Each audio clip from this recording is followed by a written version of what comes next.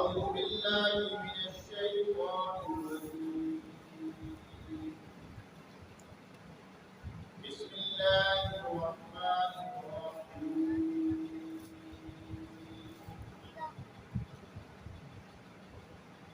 ألف لام ميم. ذلك الكتاب لا ريب فيه هدى للمتقين.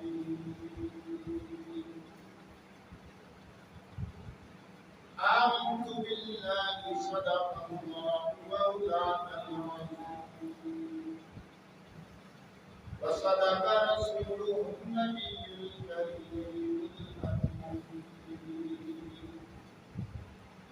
والصلاة والسلام على سيد الرسل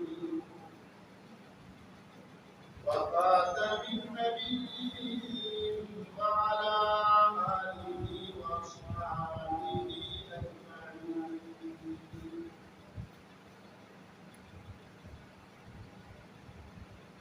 وقال النبي صلى الله عليه وسلم: خيركم من تعلم القرآن وعلمه. وقال النبي صلى الله عليه وسلم: الدين النصيحة، أو كما قال عليه الصلاة والسلام. کیوں نہ ہو ممتاز دنیا بھر کے دینوں میں، کیوں نہ ہو یہ ممتاز دنیا بھر کے دینوں میں، وہاں مذہب کتابوں میں، یہاں قرآن سینوں میں. الہی تو ہمیں پھر عمل قرآن کر دے، الہی تو ہمیں پھر عمل قرآن کر دے. مسلمان کو نئے سرے سے مسلمان کر دے. وہ نبی جس کو ہادی الرسل کہتے ہیں، اس کی امت کو ذرا تابع قرآن کر دے. یا نبی صلی وسلم دائما ابدا علی حبیبک خیر الخلق کلهم، وهو الحبیب الذی ترجى شفاعته لكل حول من الأحوال مقتحمين.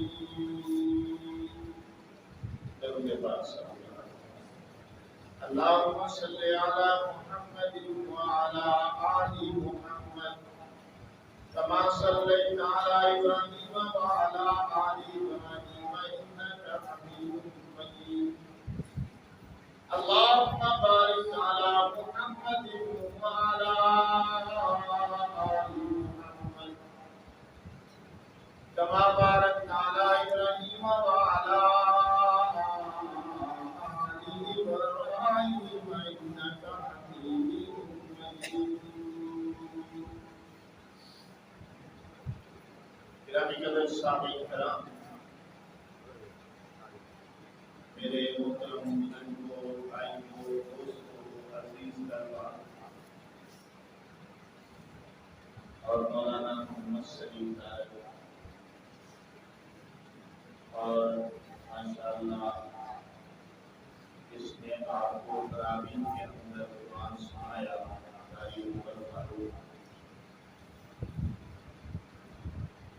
سب سے پہلے میں قاری صاحب کو مبارکباد پیش کروں گا کہ آپ کو کہ جس نے قرآن سنایا اور آپ نے سنا، آپ یقیناً مبارکباد کے مستحق کہ اللہ نے اتنی بڑی سعادت نصیب فرمائی. فرمائی. اصل میں رمضان اور قرآن آپس میں اس مہینے کا اور اللہ کی کتاب کا گہرا تعلق ہے.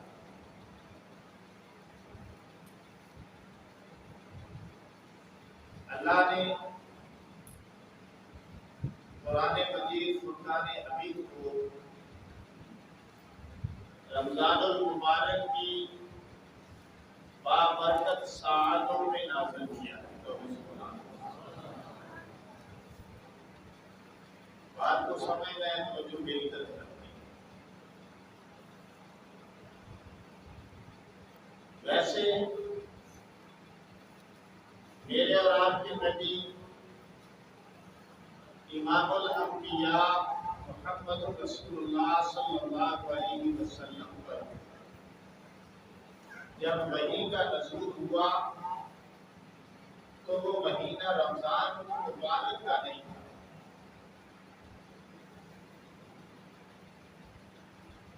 بلکہ زیادہ سیرت نگار اس بات پر متفق ہیں کہ وہ ربیع الاول کا مہینہ. آپ کی پیدائش بھی ربیع الاول میں ہوئی، نزول قرآن کا آغاز بھی ربیع الاول میں ہوا اور آپ کی وفات شریفہ بھی ربیع الاول میں ہوئی.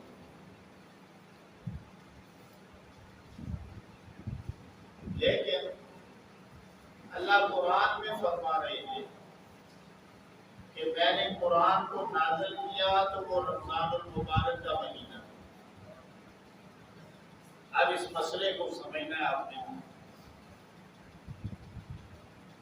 تھوڑا سا ہمیں اختلاف محسوس ہو رہا ہے کہ حضور پر تو ربیع الاول میں قرآن نازل ہونا شروع ہوا کہ جب فرشتوں کے سردار روح الامین جبرائیل علیہ السلام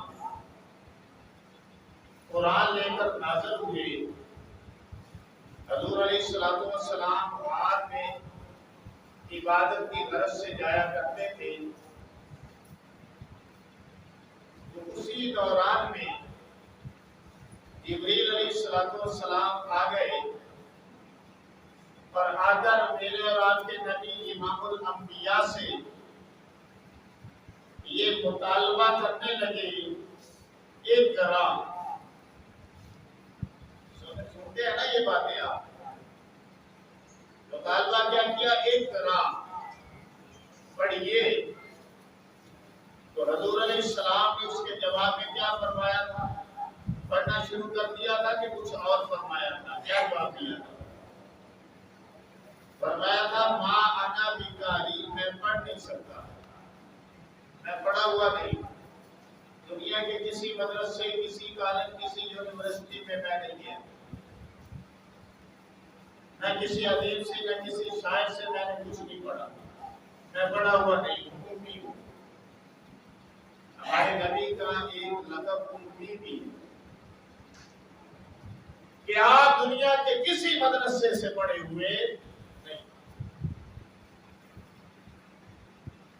تو جبریل علیہ السلام آ گئے اور آ کر حضور علیہ السلام سے مطالبہ کرنے لگے اقرا کا معنی پڑھیے.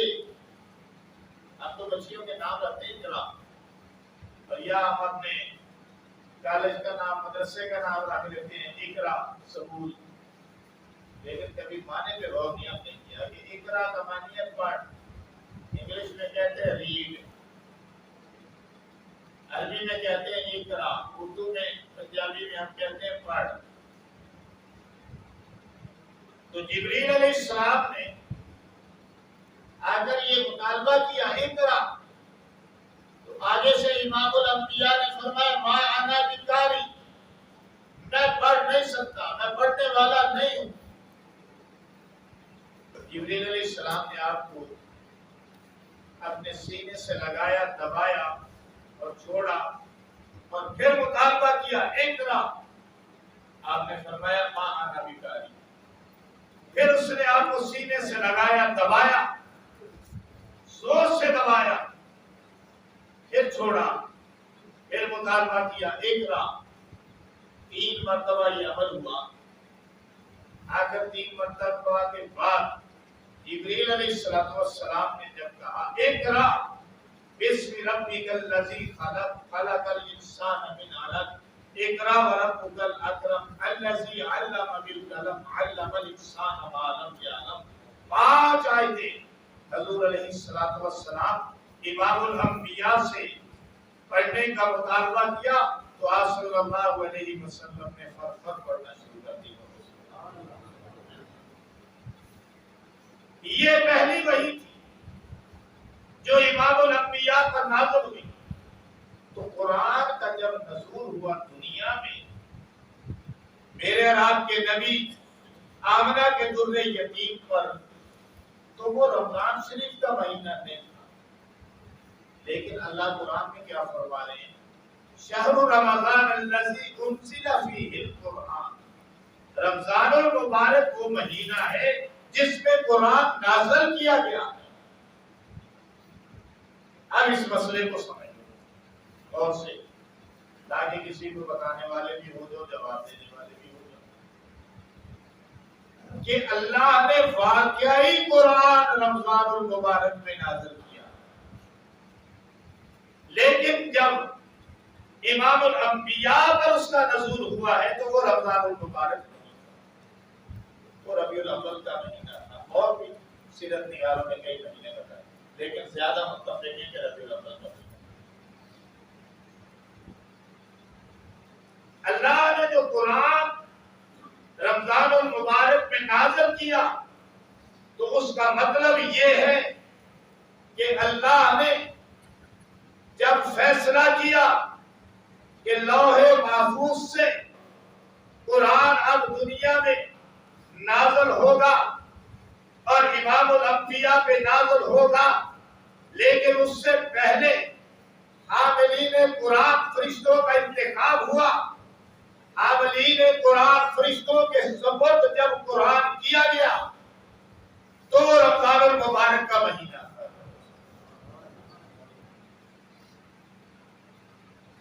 اور وہ یکبارگی فرشتوں کے حوالے کر دیا گیا. لیکن اس طرح دنیا میں نازل ہونا تھا امام الانبیاء کے قلب اطہر پر تو مہینہ ربیع الاول کا تھا. اس طرح حاملین قرآن فرشتوں کے ذریعے سے اب قرآن تھوڑا تھوڑا کر کے نازل ہونا تھا اور وہ تقریباً 23 سال کے عرصے میں نازل ہونا تھا. تو 23 سال کا عرصہ درکار تھا اور ادھر امام الانبیاء کے دل کی تختی درکار تھی. قرآن اللہ کا کلام ہے, یہ بات یاد ہے. اللہ نے ساری کائنات کو پیدا کیا, زمین و زمن کو پیدا کیا, پہاڑوں سمندروں دریاؤں کو پیدا کیا, رنگوں خوشبوؤں نظاروں کو پیدا کیا, باغ و بہار کو پیدا کیا, گل و گلزار کو پیدا کیا, زمین و آسمان کو پیدا کیا, جنت جہنم کو پیدا کیا, لوح عرش کرسی کو پیدا کیا, ساری کائنات کو پیدا کیا. ساری کائنات کا خالق اللہ اور ساری کائنات اللہ کی مخلوق. خالق اللہ, باقی ہر چیز مخلوق. لیکن قرآن کو اللہ نے پیدا نہیں کیا بلکہ قرآن اللہ کی صفت ہے. قرآن اللہ کی مخلوق نہیں, قرآن اللہ کا کلام ہے, اللہ کی صفت ہے. حتیٰ کہ میں یہاں تک کہنا چاہتا ہوں کہ دیکھیے تورات بھی آئی ہے, انجیل بھی آئی ہے, زبور بھی آئی ہے, صحیفے ابراہیمی بھی آئے ہیں اور انبیاء پر بھی صحیفے آئے ہیں. شیس علیہ السلام پر بھی آئے ہیں, ادریس علیہ السلام پر بھی آئے ہیں, آدم علیہ السلام پر بھی آئے ہیں, نوح علیہ السلام پر بھی آئے ہیں, دانیال علیہ السلام پر بھی آئے ہیں. 313 اللہ کے رسول ہیں جن پر صحیفے آئے ہیں. تمام صحیفے جو ہیں وہ اپنی جگہ ہیں. کتابیں 4 آئی ہیں, قرآن سے پہلے 3 کتابیں ہیں, لیکن وہ کتابیں اللہ تعالیٰ کا کلام نہیں, احکامات تھے. اگر کلام تھا تو اس انداز سے نہیں تھا. اللہ نے ان کو احکامات کلام بنایا. قرآن کو اللہ نے اپنا کلام بنایا. اور کلام یعنی بات چیت، یعنی گفتگو، یعنی ڈائلاگ، یعنی کنورسیشن، یعنی آپس میں تقریر، یعنی ڈیبیٹ، یعنی بحث، یہ سارے اس کے مطلب ہیں. کلام کبھی بولنے والے کی مخلوق نہیں ہوتا. قرآن ہمیشہ، کلام ہمیشہ بولنے والے کی صفت ہوتا ہے. پتہ چلا قرآن اللہ کی مخلوق نہیں بلکہ اللہ کی صفت ہے.